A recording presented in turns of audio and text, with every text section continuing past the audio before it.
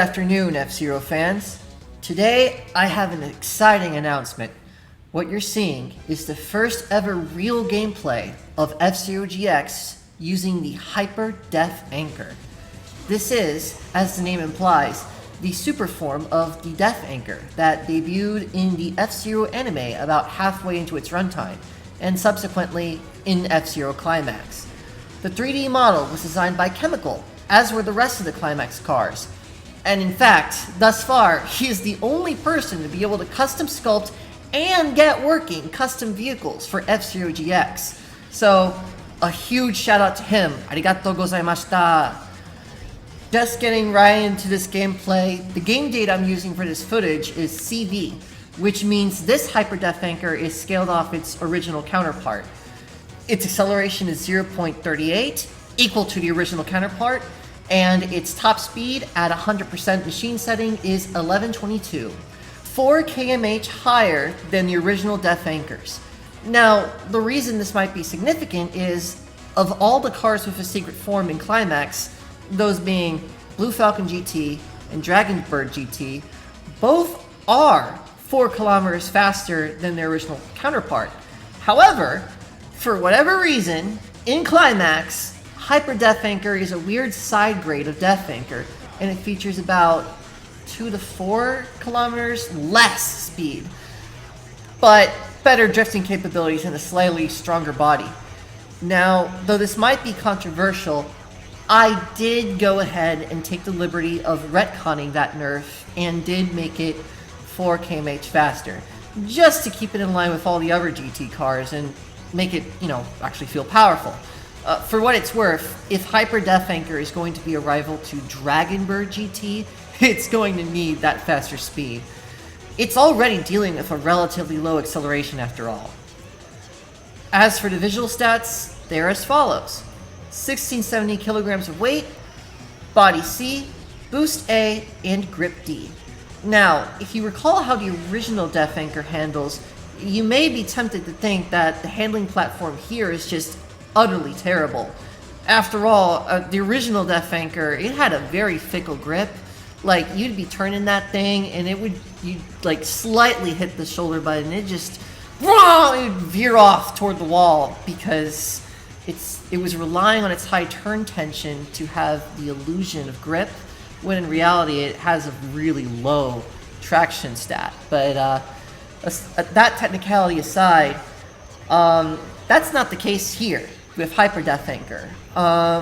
Instead of making the car a dangerous drifter, I figured it would make sense to draw inspiration from another CAD car, Sonic Phantom.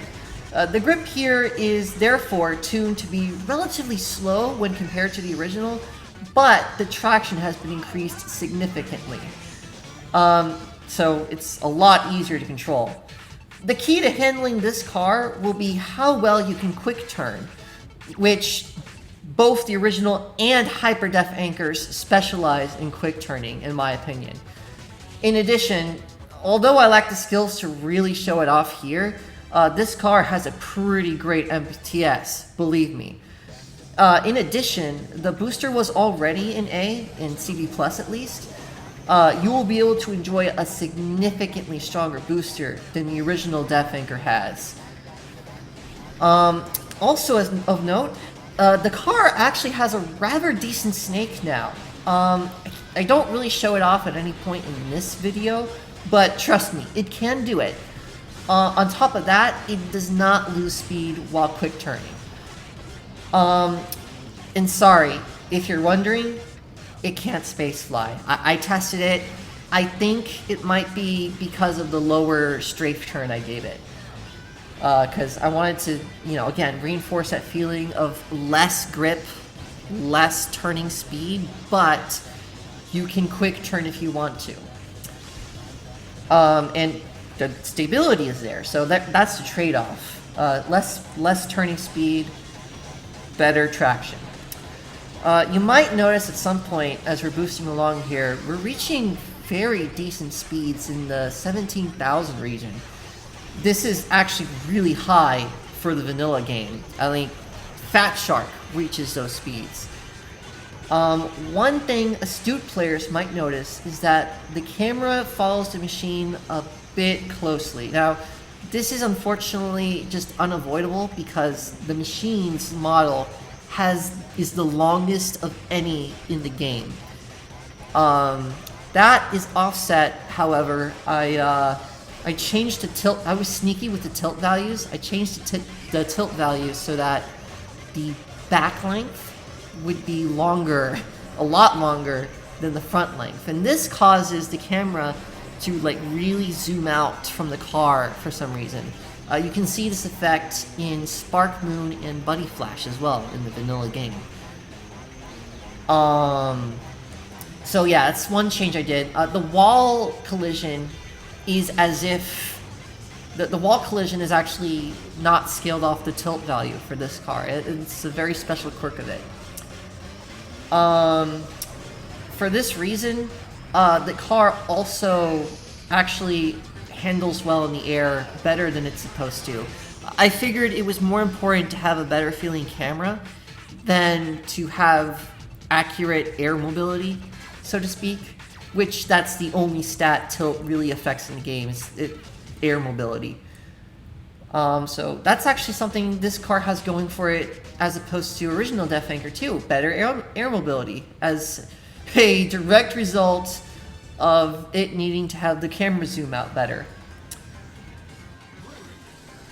Well, here we are. We're going to start on undulation. My commentary from now on is going to be a lot less scripted because this is where my script ends and I just wrote comments on the gameplay. So we're going to have 2 tracks of me commenting live on me just driving the track. So as you can see, the car doesn't have that much of a fast grip, just to reiterate, but it does have that really nice speed, and yeah, so that's a pretty good dive right there. If I remember correctly, I didn't really go hard on either of the dives on this track just because I didn't want to risk falling through the floor. That's a quirk this track has. It's fun. I don't remember if this was the car at full strength. I did raise the turning movement a little bit more after this run. So it's actually going to turn a little bit better than what you're seeing in this footage when I do release it. There we go. I braked actually just to make sure I wouldn't die. Because that's the thing that happens off that dive way too often for me. Before anyone asks, the characters on my left, I drew those. They're my mod. Don't ask. I have way too many characters and I just wanted 2D portraits of them. That's the story there. So you'll probably notice the speed here is indeed really good. I think the booster here is 21.83 strength and then a duration of 1.88. And those are really good numbers. That's close to Fat Shark levels of boost right there. And again, it needs that because relatively low acceleration for it, and not the best speed in the game. It's actually less speed than Black Bull, I believe, but more boost. So I think it actually beats Black Bull on CTT in this version. I think so. In fact, I think I know so, because I think base Death Anchor was beating it in vanilla, I think. We're about to head into Dragon Slope. This is actually a track where this car was doing really well because it doesn't demand a lot of turning, and there's MTS opportunity, and just the dive is really good. Well, for any car it's really good, but especially for this car because it has that high speed, it has that kind of high weight in the 16,000 region. It really enjoys this track. Of course, every car enjoys this track, but I digress. I'm actually not doing the crazy MTS on this glass section like I normally would, just because I didn't want to have to repeat the same race over and over again. I wanted to kind of do it in one take. So I'm driving a little conservatively. Ah, boom! Gotcha, Ryu! It's really satisfying feeling to KO Dragonbird as Hyper Death Anchor, and of course, vice versa. That rivalry between Ryu and Zoda is just really legendary in the anime. Since Zoda was the one who got Ryu in that accident and everything. The second lap dives were the best, because I actually got the third platform on the third dive. That was really great. And here I am just focusing on those quick turns, on those boosts, maintaining a steady 16k on boosts. That's really good speed. I let up on the gas a little bit here, and I just boosted along the narrow section to get that really great dive. This is a nasty MT. Look at that. Look at that MT and the MTS after. I'm really proud of that turn. But yeah, it really handled this track well. In the hands of a more skilled player, I'm sure he would get crazy times with this car. The camera's not as bad as I might have made it out to be. It does zoom in close when it's not boosting, but once it starts boosting, you get to see the whole car. So that's really nice, especially on those banking turns. The camera does zoom out a little bit and lets you see more of the car. So I don't think ultimately the model size is much of an issue. So the story of this car, the GX version of it, it was made for Unleashed, right? A couple years back, AKC12 was developing Unleashed, and he wanted to make a Climax version of Unleashed. And Chemical modeled all the Climax cars in GX style, including Hyper Death Anchor. A Hyper Death Anchor model has existed for a long time, actually. But AKC decided against including it because he figured it wouldn't make sense to have two versions of Death Anchor in his mod, which was understandable. Also, there were concerns of the model being too long and thus the car not performing well.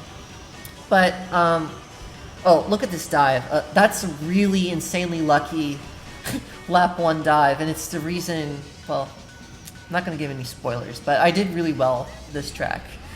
Despite the horrible turning and not being able to follow the corners very well.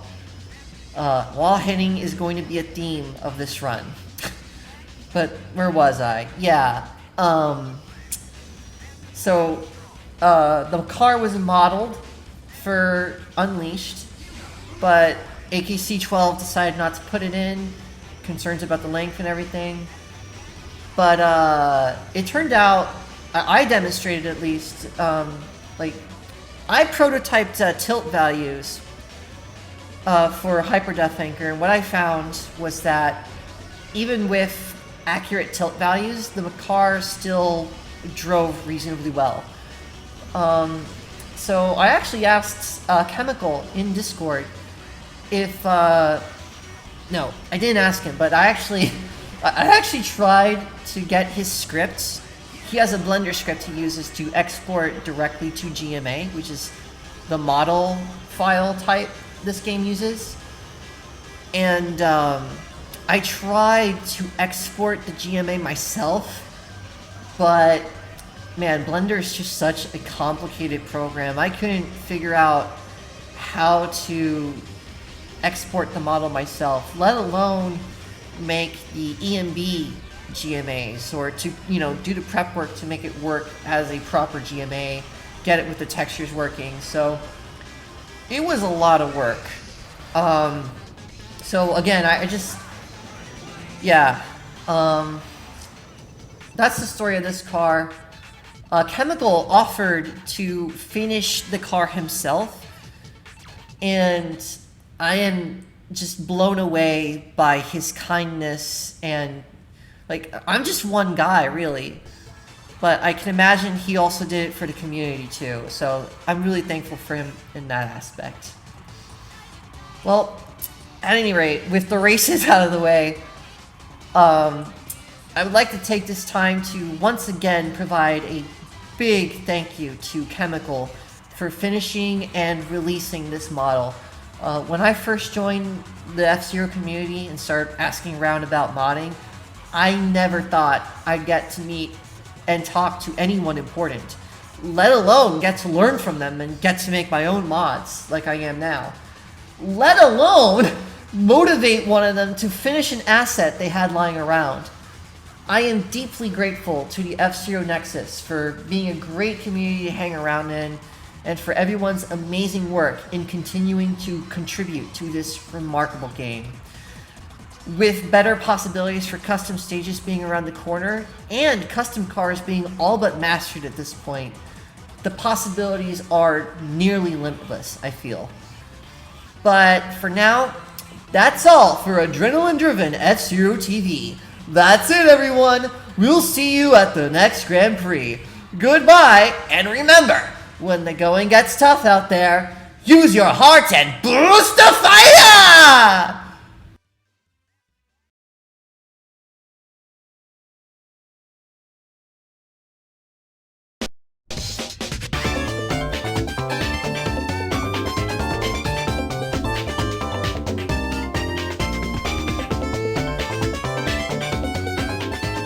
Next on F-Zero TV, we'll risk our lives to interview the champion.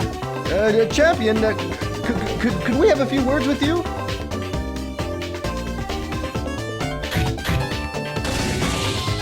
You've been inundated with requests to appear on TV.